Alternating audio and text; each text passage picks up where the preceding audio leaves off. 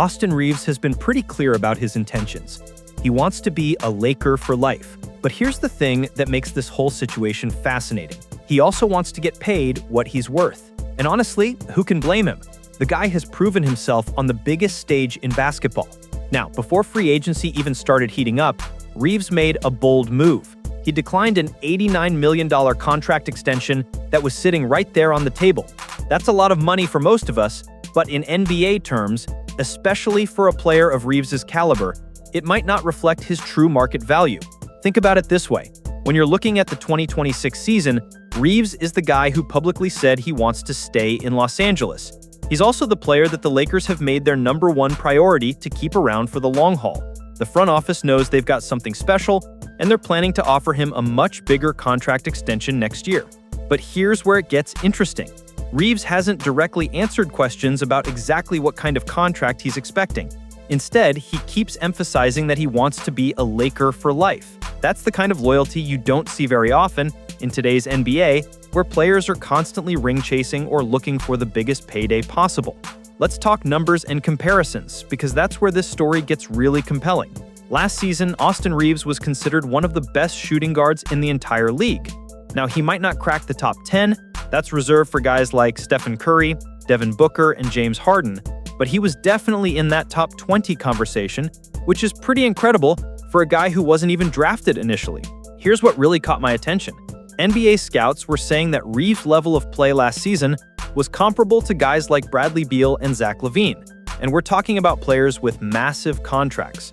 Beal signed a 5-year, $251 million deal with Washington, and LaVine got a 5-year, $215 million contract with Chicago. If scouts are putting Reaves in that same conversation talent-wise, then you start to understand why he might have turned down that $89 million offer. He's thinking bigger picture here. Now, let's talk about the mechanics of how this could all play out. Based on recent reports, Reaves can actually discuss a contract extension with the Lakers even during the regular season. The initial deadline was October 21st, but that doesn't mean the conversations have to stop there. This reminds me of what happened back in 2023. There was this whole narrative that Reaves was one of the most overrated players in the league.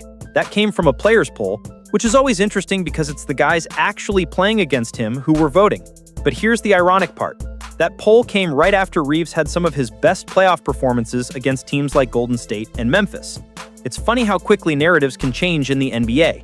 One year you're being called overrated, the next year you're being compared to all-star level players. Going into his second major contract with the Lakers, Reaves' value has skyrocketed. Instead of testing free agency, he chose to stay in Los Angeles, but he still has that player option until 2027. That gives him some serious leverage in these negotiations. Most players who get contract extensions are guys who still have time left on their current deals. And historically, most of these extensions get signed in January or later in the season. Remember when players like Kawhi Leonard signed mid-season extensions? That happened right before the playoffs started. During the regular season, it's usually the non-max contract players who get these extensions, not the guys who are already making $40 to $50 million per year. Reaves fits perfectly into that category, and he's got until October 21st to figure out his next move. The NBA free agency market has already shown us what players of Reaves' caliber can expect to earn. We're looking at somewhere between $30 to $35 million per year, similar to what guys like Emmanuel Quickley and Tyler Hero are making. But here's the interesting part. Depending on how Reaves performs this upcoming season, that number could go up or down significantly by the time 2026 rolls around. This season is going to be unique for Reaves because it's the first time he's going to have two dominant ball handlers and scorers playing alongside him from day one. In the past, he played with Russell Westbrook, but that was a different kind of situation entirely. Now he's got Luka Doncic joining him and LeBron James. That's a completely different dynamic, and it could actually showcase Reaves' abilities even more. When you're the third option on a team with LeBron and Luka, the pressure is off in some ways, but you also have to prove you belong on that level. Speaking of Luka, it looks like he's planning to stick around Los Angeles for the long term. The guy just bought a $25 million mansion that used to belong to tennis star Maria Sharapova. When you're making that kind of real estate investment, you're not planning on leaving anytime soon. Now here's where things get a little controversial. Some analysts are suggesting that Luka Doncic could potentially pressure the Lakers into trading Austin Reaves. This idea is based on some insider reporting from Anthony Irwin, who covers the Lakers extensively. The theory goes like this. If Luka really wanted to, he could push the Lakers to trade Reaves for either an all-star player or a legitimate big man. But would he actually do something like that? Let's look at Luka's history. When he was in Dallas, some people blamed him for the Kristaps Porzingis trade. The narrative was that Luka and Porzingis didn't have good chemistry together. But the reality is that Porzingis was constantly dealing with injuries. That was the main reason he got moved to Washington. And guess what happened after Porzingis left? The Mavericks made it all the way to the Western Conference Finals in 2022, with Luka leading the charge. So there's no real track record of Luka demanding that teammates get traded. But here's the thing about being a superstar in the NBA. Whether you ask for trades or not, you often get blamed when they happen. If Austin Reaves gets traded at some point, you can bet that some writers and analysts will point to Luka as the reason, even if he had nothing to do with it. Interestingly, Luka was reportedly one of the main reasons the Lakers were able to recruit players like Marcus Smart and DeAndre Ayton this past free agency.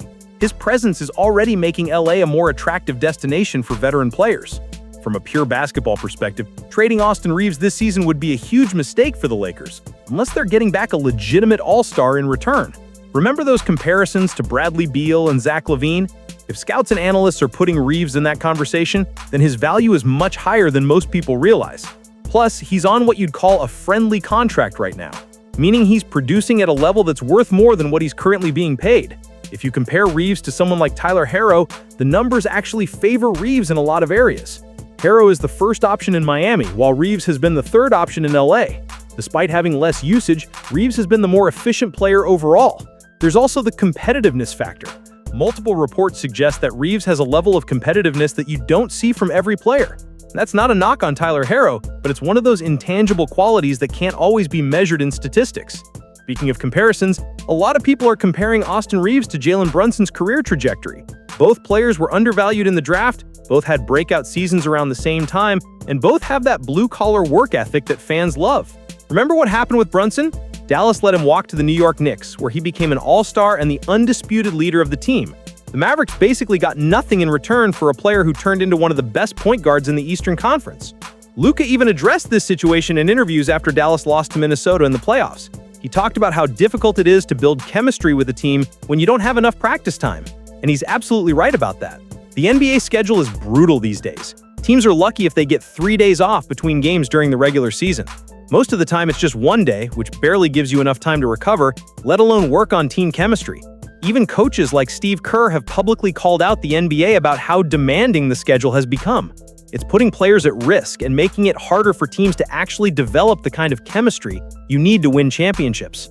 This is why training camp and preseason are going to be so crucial for the Lakers this year.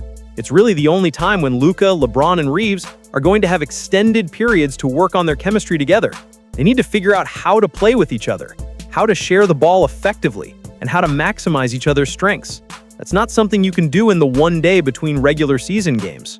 The Lakers are hoping that by the time the regular season starts, these three will already have developed that understanding that championship teams need. It's not just about individual talent, it's about how that talent fits together.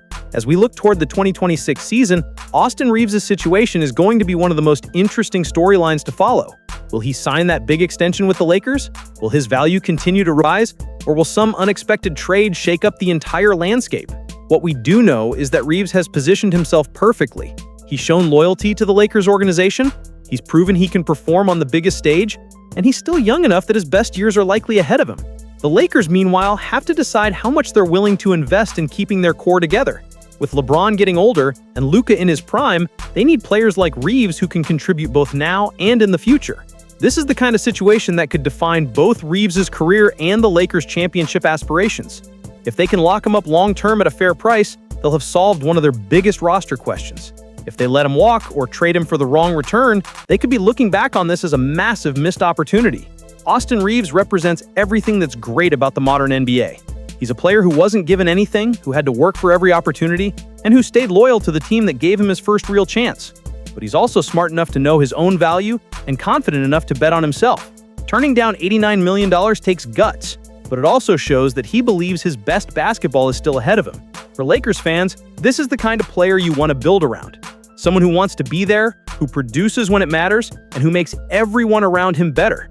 The front office knows this, which is why keeping Reaves has become such a priority. As we head into this season, keep an eye on how Reaves performs alongside his new superstar teammates. His success or struggles could determine not just his own future contract, but the entire direction of the Lakers franchise for years to come. What do you think?